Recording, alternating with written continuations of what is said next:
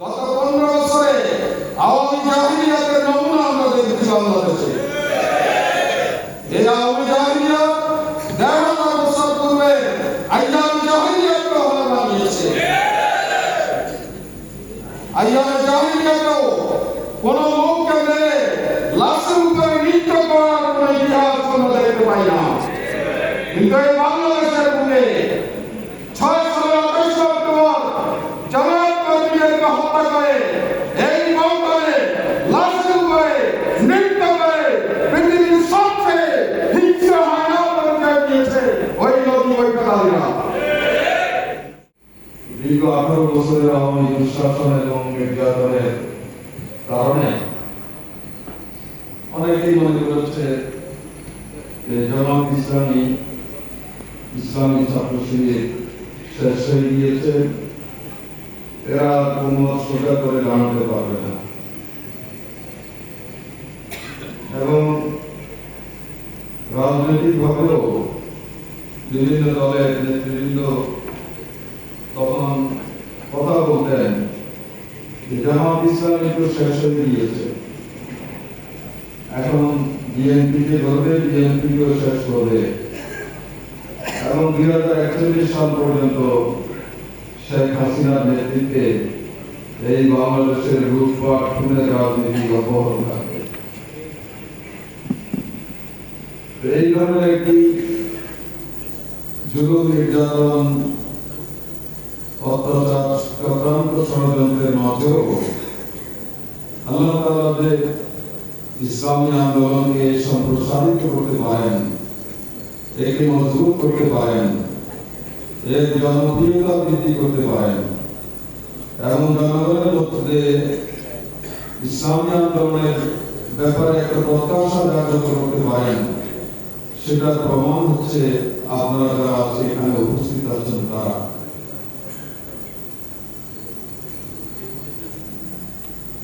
অনেক লোক আজকে এখানে উপস্থিত হয়েছেন এবং সময় নিয়ে আমরা যদি সামনে এই জাতীয় প্রোগ্রাম করতে পারি তাহলে আরো বেশি সংখ্যক ভাইদেরকে নিয়ে আমরা এই জাতীয় প্রোগ্রাম করতে পারবো ইনশাআল্লাহ। আসলে দুনিয়াতে ইসলামী আন্দোলনকে বিচ্ছিন্ন করার মতো কোন শক্তি এখনো জন্ম নেয়নি এবং সামনেও জন্ম নেবে না। কারণ ইসলামী আন্দোলনের প্রধান পৃষ্ঠপোষক হচ্ছেন, গার্জিয়ান হচ্ছেন, অভিভাবক হচ্ছেন মহান আল্লাহ রাব্বুল আলামিন। তিনি সুপ্রিম অথরিটির মালিক। সব ধরনের সুপার পাওয়ার হচ্ছেন মহান আল্লাহ রাব্বুল আলামিন। সুতরাং তার দিনকে প্রতিষ্ঠার জন্য, তার গোলামি করার জন্য, তার নির্দেশিত পথে চলার জন্য যারা এগিয়ে আসবে তাদেরকে স্বয়ং আল্লাহ রাব্বুল আলামিন সাহায্য করবেন। দুনিয়ার কোন শক্তি এই আন্দোলনকে, এই সংগঠনকে, এই উম্মাহকে ধ্বংস করতে পারবে না। দিন যত যাচ্ছে বিশ্বের বিভিন্ন কর্নারে যদি আমরা তাকাই তাহলে আমরা দেখতে পাবো যে দিন দিন মুসলমানদের সংখ্যা বৃদ্ধি পাচ্ছে, ইসলাম শক্তিশালী হচ্ছে, ইসলামের দিনে বঞ্চিত মানবতা দ্রুত এগিয়ে আসছে। সুতরাং এই দিনকে, ইসলামকে দুনিয়ার এমন কোন শক্তি নেই বিচ্ছিন্ন করতে পারা। যারা এই আন্দোলনকে বিচ্ছিন্ন করার চেষ্টা করেছে তারা নিজেরাই বিচ্ছিন্ন হয়ে গিয়েছে। আল্লাহর দিন তার আপন মর্যাদা নিয়ে এখনো দাঁড়িয়ে আছে। আমরা কওমে আদকে দেখেছি, কওমে লূতকে দেখেছি, কওমে ফিরআউনকে দেখেছি, নমরুদকে দেখেছি, সেই যুগের আবু জেহেল, আবু লাহাবদেরকে দেখেছি, আর এই যুগের আবু লাহাব, আবু জেহেলের তাদেরকেও দেখেছি। বিশ্বের বিভিন্ন জায়গায় তাদের যে করুণ পরিণতি হয়েছে এটাই প্রমাণ করে যে আল্লাহ রাব্বুল আলামিন তার সকল শক্তিমত্তা নিয়ে এখনো তিনি দাঁড়িয়ে আছেন আল্লাহ দ্বীনকে সাহায্য করার জন্য, মুসলমানদের সাহায্য করার জন্য। সুতরাং আমাদের ওয়ালা তাহিনু ওয়ালা তাহজানু ওয়া আনতুম আ'লাউনা ইন কুনতুম মুমিনিন, তোমরা দুর্বল হবে না, চিন্তিত হবে না, হতাশ হবে না, নিরাশ হবে না, তোমরাই বিজয়ী হবে যদি তোমরা প্রকৃত ইমানদার হও। সেখানে হতাশা নিরাশার কোনো কারণ নেই। সম্মানিত ভাইয়েরা, আমরা যে কাজ করছি সেই কাজের বিনিময় আমরা আল্লাহ রাব্বুল আলামিনের কাছে পাবো এবং আমাদের সকল কাজের বিনিময় আল্লাহর কাছে চাই। দুনিয়ার কোনো মানুষের কাছে আমাদের কাজের কোনো বিনিময় আমরা চাই না। মাঝে মধ্যে সাময়িক দুনিয়ার কিছু বাহবা পাওয়ার জন্য আমরা ব্যস্ত হয়ে যাই। যারা দুনিয়ায় পাওয়ার জন্য কাজ করেন তাদের পরকাল সম্পূর্ণভাবে বরবাদ হয়ে যাবে। আর যারা পরকালে কিছু পাওয়ার জন্য কাজ করেন তারা দুনিয়াতে সম্মানিত হবেন, পরকালেও সম্মানিত হবেন। সুতরাং আমাদের সামান্যটুকু ভালো কাজ আমরা দুনিয়ার কোনো কাজ থেকে এক বিন্দু কোনো বিনিময় পাওয়ার জন্য আমরা করবো না। পারবেন এটা করতে? কোরআনে পাকে আল্লাহ রাব্বুল আলামিন বলেছেন, ইব্রাহিম আলাইহিস সালাম এবং তার সন্তান ইসমাঈল আলাইহিস সালাম যখন কাবা শরীফ নির্মাণ করলেন, কাবা শরীফ নির্মাণ করা পৃথিবীর মধ্যে সবচেয়ে মর্যাদাপূর্ণ একটি কাজ। এই কাজের মতো কোনো কাজ পৃথিবীতে কিয়ামত পর্যন্ত আর কেউ করতে পারবে না। সেই কাজ করে পিতা পুত্র দুইজন কাবা শরীফে গিয়ে সাজদা করে গেলেন। বললেন যে রাব্বুল আলামিন, আমরা দুইজন মিলে এই ক্ষুদ্র কাজ তোমার দিয়ে করেছি, মেহেরবানি করে তুমি এটাকে কবুল করে নাও। কারণ তুমি যদি কবুল না করো তাহলে আমাদের সবকিছু বরবাদ হয়ে যাবে। সুতরাং আমাদেরকে সেই আদর্শের উপরে কায়েম থাকতে হবে। এক বিন্দু কাজ দুনিয়ায় কারো প্রশংসা পাওয়ার জন্য, কারো বাহবা পাওয়ার জন্য, স্লোগান পাওয়ার জন্য আমরা করবো না। আমরা সব কাজ করবো আল্লাহ রাব্বুল আলামিনের সন্তুষ্টির জন্য। ইন্নাল্লাহা লা ইউকবালু মিনাল আমালি ইল্লা মা কানা লাহু খালিসান ওয়া তুবিয়া বিহি ওয়াজহুহু। আল্লাহ রাসূল বলেছেন হাদিসে কুদসি, আল্লাহ তাআলা বলেছেন যে বান্দার এমন কোন কাজ আমি কবুল করব না যার মধ্যে আমার সন্তুষ্টি উদ্দেশ্য থাকবে না, যার মধ্যে দুনিয়ার কোনো টার্গেট, দুনিয়ার কোনো স্বার্থ থাকবে। সেই জন্য আমাদের প্রত্যেকটি কাজেই আল্লাহর সন্তুষ্টির জন্য আমাদেরকে করতে হবে। বিগত 15 বছর বাংলাদেশ জামাত ইসলামী এবং ইসলামী ছাত্র শিবির যে কাজ করেছে, এই কাজ তারা আল্লাহর জন্য করেছে, আল্লাহর দ্বীনের জন্য করেছে। শহীদের রক্তের ঋণ শোধ করার জন্য তারা ঝুঁকি নিয়েছে, জীবন দিয়েছে, রক্ত দিয়েছে, জেল খেটেছে। এগুলো আল্লাহ তাআলার সন্তুষ্টির জন্য আমরা করেছি। আর আমাদের দলের এটা একটা টার্গেট, এটা একটা উদ্দেশ্য যে বাংলাদেশের জমিনে ন্যায় ইনসাফ ভিত্তিক একটি সমাজ কায়েম করে আল্লাহর সন্তুষ্টি অর্জন করব। এটাই জামাত ইসলামের উদ্দেশ্য, এটাই জামাত ইসলামের লক্ষ্য।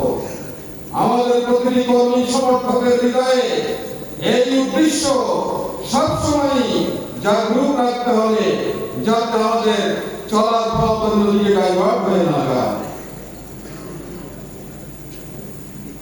সম্মানিত ভাইরা, আমরা বিগত 18 বছর একটা অন্ধকার জমেছিলাম। ইতিহাস আমরা জাহিলিয়াতের কথা শুনেছি, কিন্তু আওয়ামী জাহিলিয়াত আমরা দেখি নাই। আওয়ামী জাহিলিয়াতের নমুনা আমরা দেখেছি বাংলাদেশে।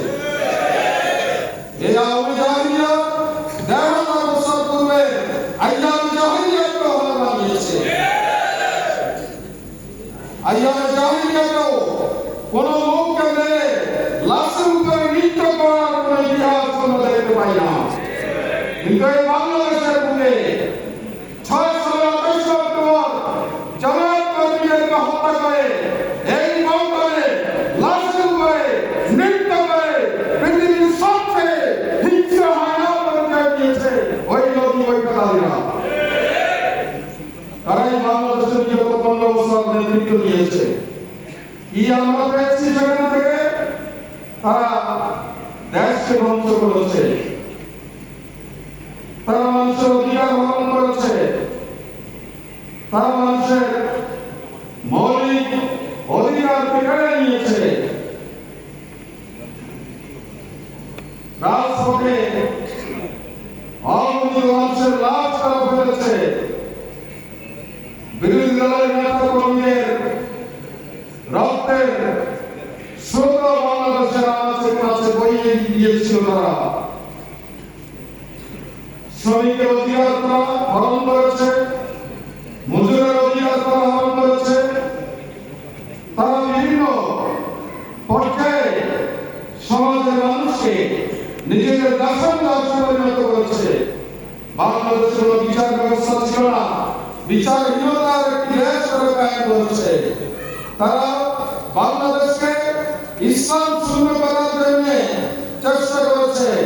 তারা অর্থনৈতিক দিক থেকে দেশকে পঙ্গু করে দিয়েছে। কোটি কোটি ডলার তারা লুটপাট করেছে। মেগা প্রজেক্টের নামে মেগা দুর্নীতিতে তারা জড়িত হয়ে পড়েছিল। তাদের শাসনামলে লুটপাটের মধ্য দিয়ে বাংলাদেশের অর্থ পাচার করে বিদেশি ব্যাংকে তারা জমা করেছে এবং বেগম পাড়া তৈরি করেছে। এগুলো সব দেশের মানুষের সম্পদ। তারা মানুষকে খুন করেছে, আইনগত মন্দিরে গেছে।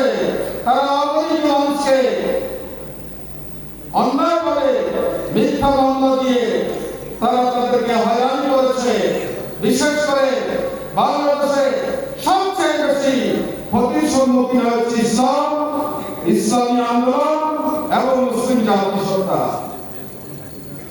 যে দলটি ক্ষমতায় ছিল প্রকৃত অর্থে দলটিতে দেশের জন্য গড়ে নাই। এই দলটির জন্মই হয়েছে ওই ওপরে মানুষের প্রয়োজন পূরণ করার জন্য। আর সেটাই গত 15 বছরে আমরা দেখতে পেয়েছি। এই দলটি এবং তাদের সংগঠন নাস্তিক যারা আছে, এরা মিলে বাংলাদেশটাকে ইসলাম শূন্য করার জন্য তারা চেষ্টা করেছে। আওয়ামী লীগের নাম আপনারা জানেন, আওয়ামী মুসলিম লীগ নাম ছিল। ইসলামের প্রতি তাদের দুশ্মনীর কারণে মুসলিম শব্দ তারা বাদ দিয়েছে। 71 সালের পরে তারা ক্ষমতায় এসে ঢাকা বিশ্ববিদ্যালয়ের কোন গ্রাম থেকে এই আয়াত তারা বাদ দিয়েছে। কি অপরাধ করেছিল কোরআনের আয়াত? 92 লাখ মুসলমানের এই দেশে কোরআনের আয়াত বাদ দিয়ে দেওয়া হবে। উচ্চ মাধ্যমিক শিক্ষা বোর্ডের মনোগ্রামে রব্বি জিদনি ইলমান কোরআনের আয়াত ছিল, এই আয়াত তারা বাদ দিয়েছে। ইসলামিক ইন্টারমিডিয়েট কলেজে কোরআন ঢাকায় 7200 পাঠ্য ছিল। এই নামটি তাদের পছন্দ হয়নি, নাম পরিবর্তন করা হয়েছে। কলেজের নাম রাখা হলো কবি নজরুল ইসলাম কলেজ। এখানেও ইসলাম আছে, এই কারণে কবির নামকে খণ্ডিত করে কবি নজরুল কলেজ নাম রাখা হয়েছে, ইসলাম বাদ দেওয়া হয়েছে। সলিমুল্লাহ মুসলিম হল একটি হলের নাম ছিল ঢাকা বিশ্ববিদ্যালয়ে, সেখানেও মুসলিম শব্দ আছে, এটা তাদের সত্য হয়নি, এটা তারা বাদ দিয়েছে। জাহাঙ্গীরনগর মুসলিম বিশ্ববিদ্যালয় ছিল এই ইউনিভার্সিটির নাম, সেখানেও মুসলিম শব্দ তাদের সত্য হয়নি, তারা এই শব্দটি বাদ দিয়ে এখন জাহাঙ্গীরনগর বিশ্ববিদ্যালয় এই ইউনিভার্সিটির নাম হয়েছে। তারা ক্ষমতায় এসে নাস্তিক মোরতাদ কুদরতে খোদা শিক্ষা কমিশনের আলোকে একটি হিন্দুত্ববাদী শিক্ষা ব্যবস্থা বাংলাদেশের জনগণের উপর তারা চাপিয়ে দিয়েছিল। তারা ক্ষমতায় এসে সকল ইসলামী দলকে নিষিদ্ধ করেছিল। কমিউনিস্ট পার্টি নিষিদ্ধ ছিল, অন্যান্য ধর্মনিরপেক্ষতাবাদী জাতীয়বাদী দল ছিল, কিন্তু স্বাধীনতার পর সব ধরনের ইসলামী দলকে তারা নিষিদ্ধ করেছে।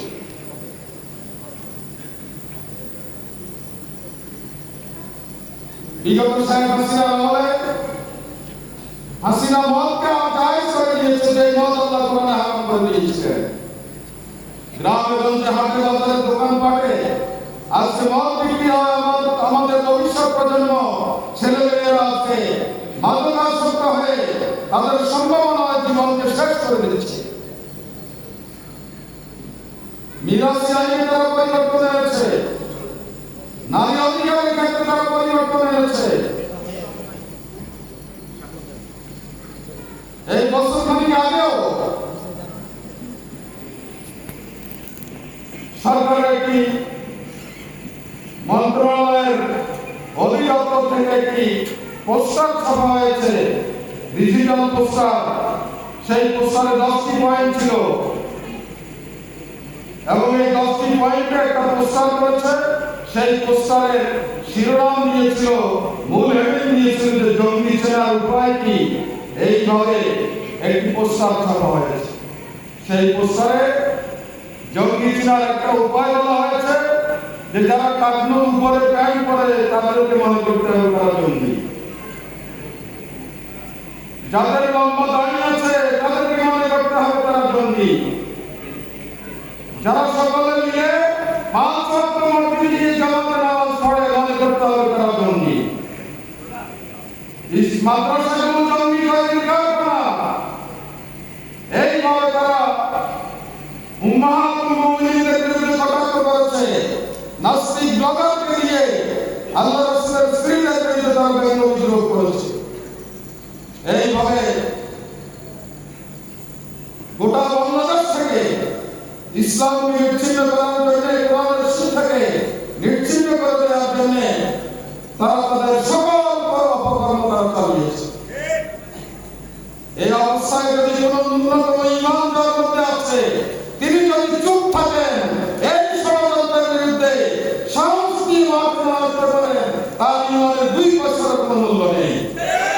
এই ঈমানদারদের কাছে কিয়ামতে এই ঈমানদারদের মুখে আল্লাহ তাআলা তার ঈমান ছুঁড়ে মারবেন। আল্লাহ বলবেন তোমার ঈমানের আমার কোনো প্রয়োজন নেই। এজন্য আল্লাহ নবী বলেছেন, মান রাআ মিনকুম মুনকারান ফালইউগাইয়িরহু বিয়াদিহি ওয়া ইন লাম ইয়াস্তাতি' ফাবিলিসানিহি ওয়া ইন লাম ইয়াস্তাতি' ফাবিকলবিহি ওয়া যালিকা আযফুল ঈমান।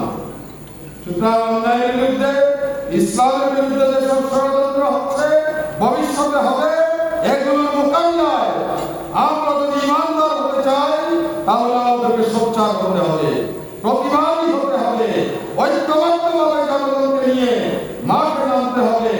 এই আওয়ামী অপশক্তি বাংলাদেশে আর কাউকে ফিরে আসতে না পারে, এই ধরনের পাকাপোক্ত আয়োজন আমাদেরকে করতে হবে।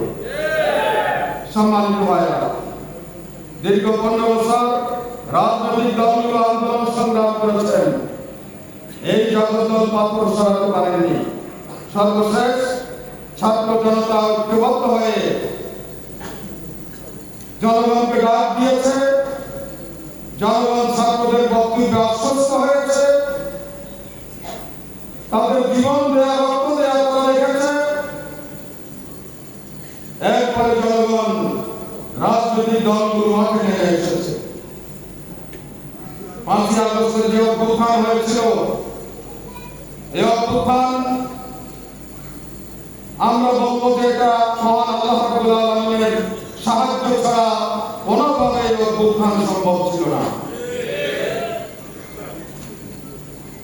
ঢাকার রাজপথে যেদিন ওই দিন যারা ছিলেন তারা দেখবেন যে 12টা পর্যন্ত কোনো লোক ছিল না ঢাকার রাজপথে।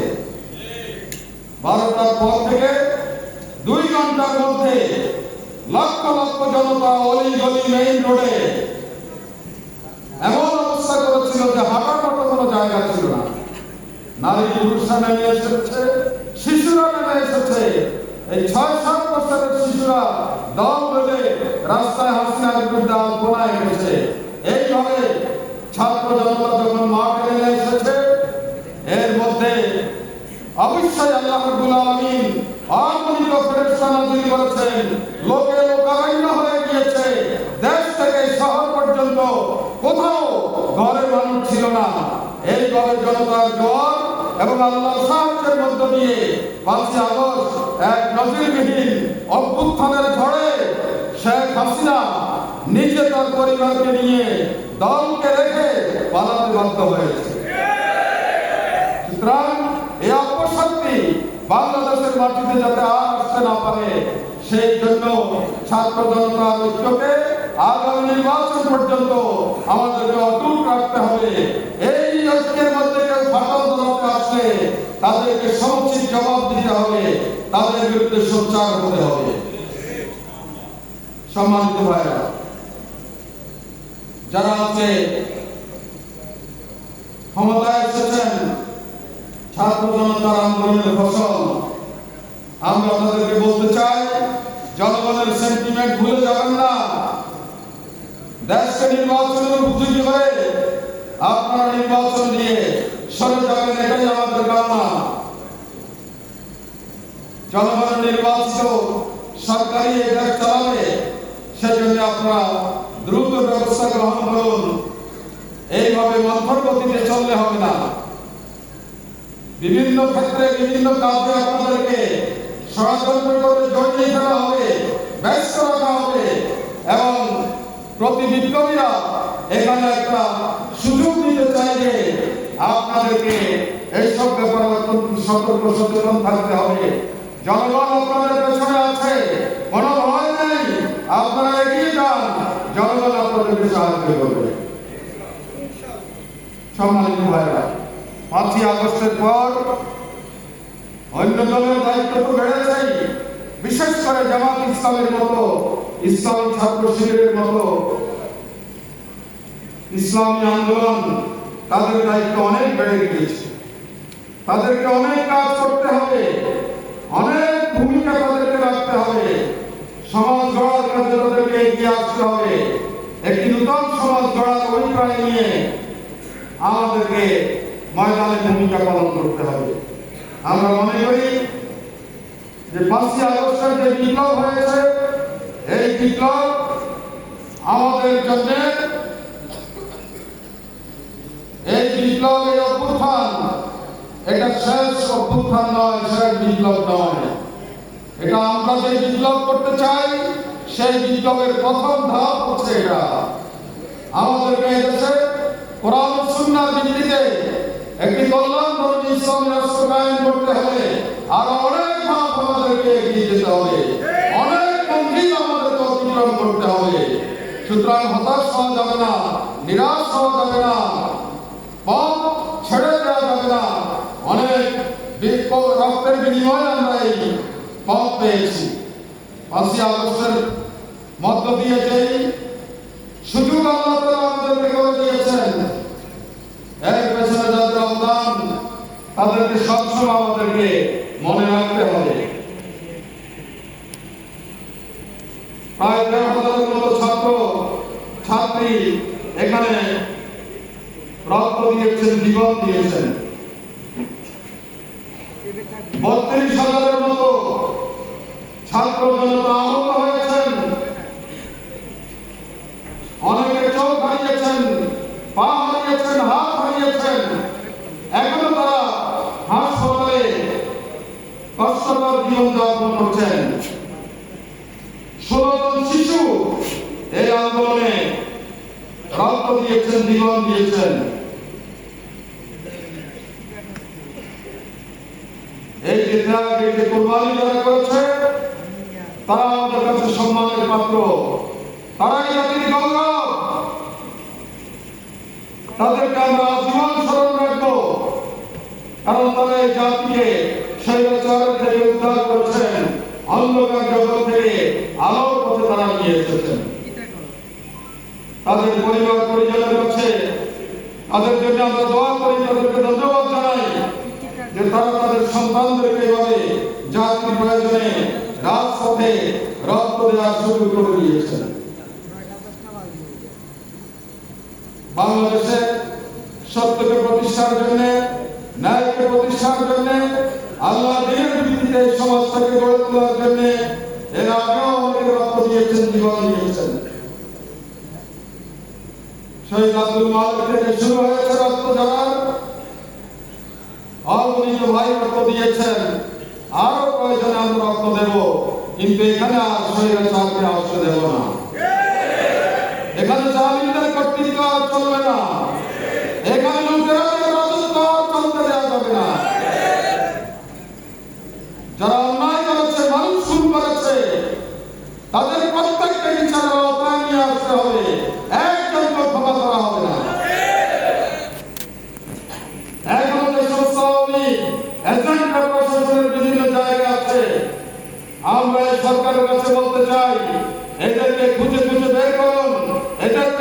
প্রশাসনকে পবিত্র করুন। যারা সেই সময়ে নির্যাতিত ছিলেন তাদেরকে এনে প্রশাসনে এখন বসান, তাদেরকে দিয়ে আগামী নির্বাচনের জন্য অনুকূল পরিবেশ গড়ে তুলুন। সম্মানিত ভাইরা, বর্তমান সময়ে আমাদের জন্য প্রয়োজন দৃঢ় ঈমানের উপরে আমাদেরকে প্রতিষ্ঠিত থাকতে হবে। ইন্নাল্লাযীনা ক্বালু রাব্বুনাল্লাহু সুম্মা ইসতাকামু তাতানাজ্জালু আলাইহিমুল মালায়েকা, যারা আল্লাহ রাব্বুল আলামিনের প্রতি ঈমান আনবে এবং দৃঢ়তা প্রদর্শন করবে, আল্লাহ তাদের সাহায্যের জন্য দুনিয়াতে ফেরেশতা নাযিল করবেন। এজন্য আমরা যারা ইসলামী আন্দোলন করি, আমাদের সবচেয়ে বড় সম্বল হচ্ছে ঈমান। এই ঈমানের শক্তিকে আমাদেরকে বলিয়ান হতে হবে, পরম ধৈর্য ধারণ করতে হবে আমাদেরকে, এবং আল্লাহর উপরে পরিপূর্ণ তাওয়াক্কুল করে আমাদেরকে চলতে হবে। আমাদের পেশি শক্তি দিয়ে, আমাদের জনশক্তি দিয়ে, আমাদের ধন দৌলত দিয়ে, আমাদের নেতৃত্ব কর্তৃত্ব দিয়ে এক কদম আমরা এগোতে পারবো না যদি আল্লাহর সাহায্য না থাকে। সে কারণে আমাদেরকে ধৈর্য ধারণ করতে হবে। অনেকে গালিগালাজ করবে, অনেকে অনেক কিছু করবে, আমরা সব জায়গাতেই ধৈর্যের পরিচয় দেব। ধৈর্যের সাথে পরিস্থিতি মোকাবিলা করে আমরা এগিয়ে যাব। কোন ধরনের বিশৃঙ্খলা আমাদের দ্বারা তৈরি হোক, এটা আমরা কোনো অবস্থাতেই চাইব না। এবং সব সময় আমাদেরকে আল্লাহর উপরে ভরসা রেখে চলতে হবে। আর তিনি আমাদের মালিক, তিনি আমাদের মালিক, তিনি আমাদের অভিভাবক, তিনি আমাদের গার্জিয়ান, তিনি আমাদের হায়াত মওতের মালিক, তিনি আমাদের রিজিকের মালিক। তার কাছে আমাদেরকে ধর্ণা দিতে হবে, আর কোন শক্তির কাছে আমরা মাথা নত করব না। তৃতীয়, ছাত্র জনতার মধ্যে যে ঐক্য গড়ে উঠেছে, এই ঐক্যকে আমাদেরকে অটুট রাখতে হবে। কোনোভাবে এই ঐক্যকে বিনষ্ট করা যাবে না। ছাত্র জনতার মাঝে আমরা এই অভ্যুত্থানের মধ্য দিয়ে সারা দেশে একটি সম্ভাবনা আমরা দেখতে পেয়েছি। সেটি হচ্ছে তরুণদের মধ্যে দেশ শাসনের মতো যোগ্য দক্ষ একটা নেতৃত্বের টিম গড়ে উঠেছে। 5ই আগস্টের অভ্যুত্থানের মধ্য দিয়ে সেই জিনিসটি আমাদের কাছে পরিষ্কার হয়েছে। সুতরাং এই শক্তিটাকে আগামী দিনে বাংলাদেশে একটি আদর্শিক পরিবর্তন আনার জন্য আমরা যাতে ভালোভাবে কাজে লাগাতে পারি, সেই উদ্যোগ আমাদেরকে গ্রহণ করতে হবে। যারা রাজপথে ছিল তাদের সাথে আপনারা যোগাযোগ রাখবেন, তাদের সাথে ভালো সম্পর্ক গড়ে তুলবেন, মাঝে মধ্যে তাদেরকে ডেকে এনে গ্যাদারিং করবেন, আপ্যায়িত করবেন। এইভাবে ওই রাজপথের সৈনিকদের সাথে যদি ইসলামী আন্দোলনের নেতা কর্মীদের সম্পর্ক গড়ে উঠে, আস্তে আস্তে তাদেরকে যদি আমরা ইসলামের দিকে নিয়ে আসতে পারি, নীতি নৈতিকতার আলোকে গড়ে তুলতে পারি, তবে এই শক্তিটি আগামী দিনে এক সময়ে 5ই আগস্টের অভ্যুত্থানের চেয়েও আরো শক্তিশালী অভ্যুত্থান ঘটিয়ে রাজপথে আল্লাহর দ্বীন প্রতিষ্ঠার জন্য যারা এগিয়ে আসবে ইনশাআল্লাহ, সেই জন্য তাদের সাথে সুসম্পর্ক আমাদেরকে বজায় রাখতে হবে। সম্মানিত ভাইয়েরা, আমাদেরকে যে দেশ যেভাবেই হোক নির্বাচনের দিকে এগিয়ে যাচ্ছে, আমাদেরকে নির্বাচনী প্রস্তুতি পুরো দমে আমাদেরকে শুরু করতে হবে। সরকার দুইটা হতে পারে, হয়তো জাতীয় নির্বাচনের আগে স্থানীয় নির্বাচনের কাজগুলো তারা সারতে পারে, অথবা জাতীয় নির্বাচন আগে হবে, স্থানীয় নির্বাচন পরে হবে। জাতীয় নির্বাচনের আগে যদি স্থানীয় নির্বাচন হয়, তাহলে স্থানীয় পর্যায়ে আমাদের সব জায়গাতেই আমাদের নমিনি তৈরি করে ফেলা দরকার এবং তাদেরকে মাঠে নামিয়ে দেওয়া দরকার। কারণ স্থানীয় নির্বাচনে যারা ভালো করবে, তারাই জাতীয় নির্বাচনে ভালো করতে পারবে। আর যদি জাতীয় নির্বাচন আগে হয়, তাহলে আমাদের এত সময় কম, আমাদেরকে অত্যন্ত সিরিয়াসলি ভূমিকা পালন করতে হবে। এক্ষেত্রে আমি মনে করি যারা এখানে আছেন, আপনাদের আমাদের দুটো দায়িত্ব রয়েছে। একটি হচ্ছে এলাকায় দায়িত্ব পালন করা, আর একটি হচ্ছে ঢাকায় দায়িত্ব পালন করা।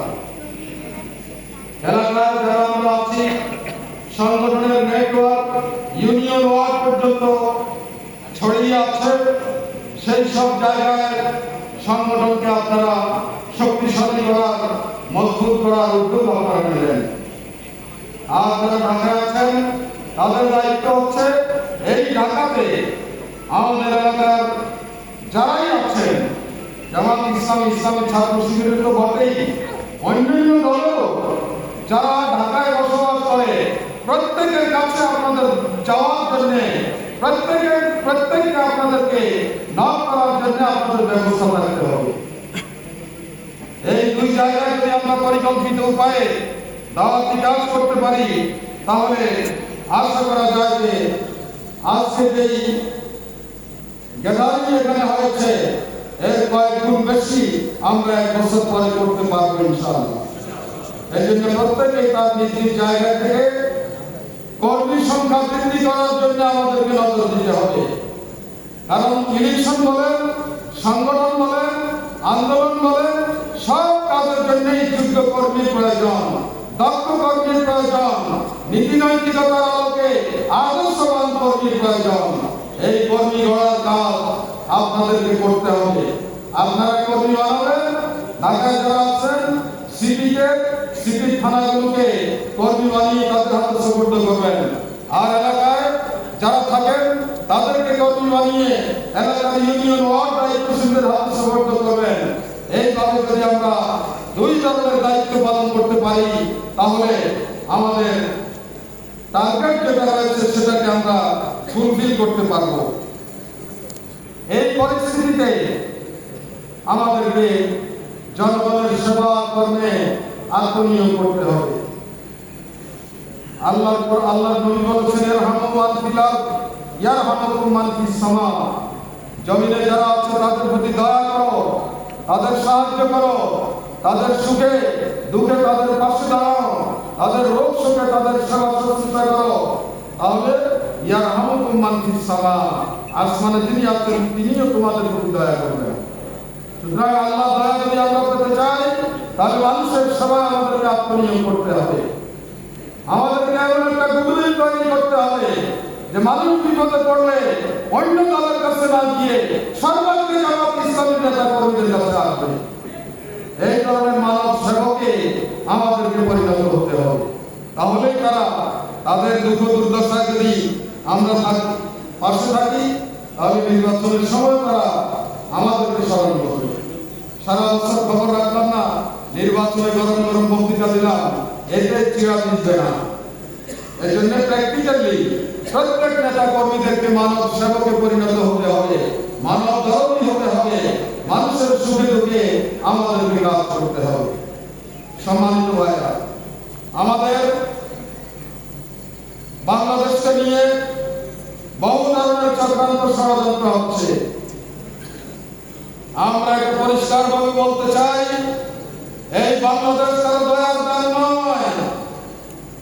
এই বাংলাদেশ পৃথিবীর বাংলাদেশ, এই বাংলাদেশ হাজী শরীয়তুল্লাহর বাংলাদেশ, এই বাংলাদেশ নিজামীর বাংলাদেশ, এই বাংলাদেশ সাইদির বাংলাদেশ, আসমানের বাংলাদেশ, এই বাংলাদেশ কামরুজ্জামানের বাংলাদেশ, আব্দুল কাদের মোল্লার বাংলাদেশ, শাহ ওলিউল্লাহর বাংলাদেশ, শামসুল হক ফরিদপুরের বাংলাদেশ। এই বাংলাদেশ কারো দয়ার দান নয়, কারো হুমকি ধমকিকে আমরা পরোয়া করি না, কারো চক্রান্তকে আমরা পরোয়া করি না। এই দেশকে আমরা কোরআন সুন্নাহর আলোকে একটি কল্যাণকামী রাষ্ট্রে পরিণত করার জন্য আরো প্রয়োজনে রক্ত দেব। শহীদ নিজামী শিক্ষাকে কাঁধে ধারণ করে আমরা এগিয়ে যাব। অসংখ্য নিজামী আমরা হব, অসংখ্য সাইদি আমরা হব, অসংখ্য আব্দুল কাদের মোল্লা আমরা হব, কিন্তু বাংলাদেশের 1 ইঞ্চি জায়গাও আমরা ষড়যন্ত্রকারীদের হাতে ছেড়ে দেব না ইনশাআল্লাহ। সেই সিদ্ধান্ত নিয়ে আমরা যদি মাঠে ভূমিকা পালন করতে পারি, তাহলে আল্লাহ রাব্বুল আলামিন যে সাহায্য 5 তারিখ আমাদেরকে করেছেন, এই সাহায্য অবারিত রাখবেন।